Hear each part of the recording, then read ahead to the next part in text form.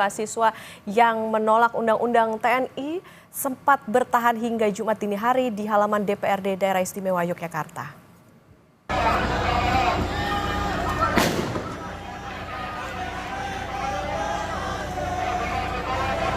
Kericuhan sempat mewarnai unjuk rasa saat polisi berusaha membubarkan massa. Selain menggelar mimbar bebas, mahasiswa juga membuat api unggun dan mendirikan tenda di halaman gedung DPRD. Massa menolak permintaan polisi untuk membubarkan diri dan menyatakan akan terus bertahan di halaman DPRD DIY hingga Undang-Undang TNI batal disahkan.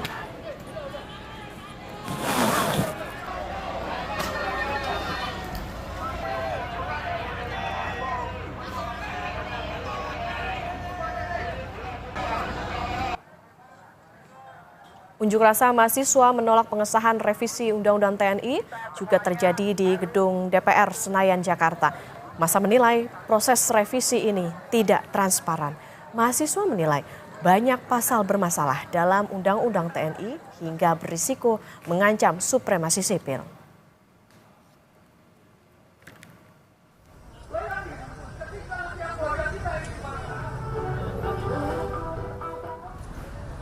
Amnesty International Indonesia juga menyoroti pengesahan RUU TNI di DPR pada Kamis pagi, saudara.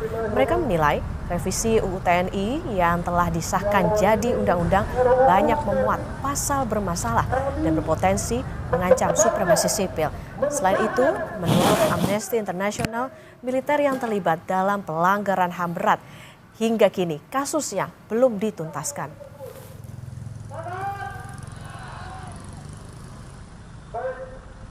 Dari berbagai pihak sudah menyatakan penolakannya sejak minggu lalu. Masih banyak pasal yang bermasalah di sana, di mana diduga akan mengembalikan militer atau ABRI terhadap jabatan-jabatan aktif di sipil yang diduga akan mengancam supremasi sipil. Dan juga kami menyayangkan proses yang tidak transparan, tidak akuntabel. Sampai sekarang kami masih belum mendapatkan draft resmi hingga ini disahkan.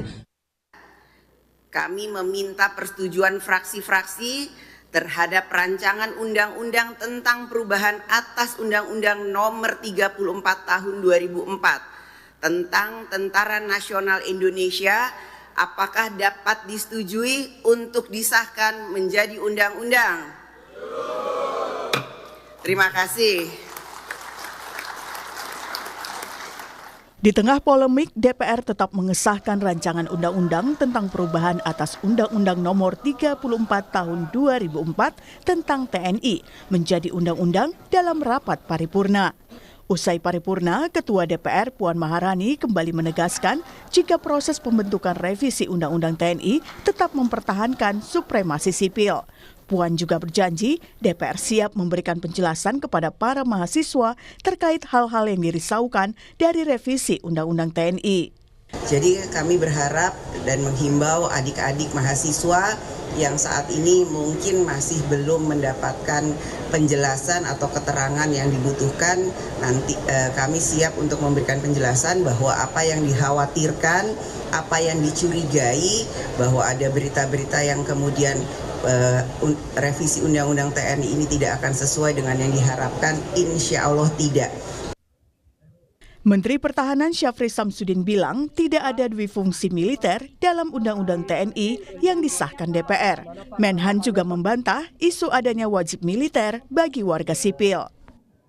Jadi tidak ada wajib militer di Indonesia lagi, tidak ada difungsi di Indonesia lagi.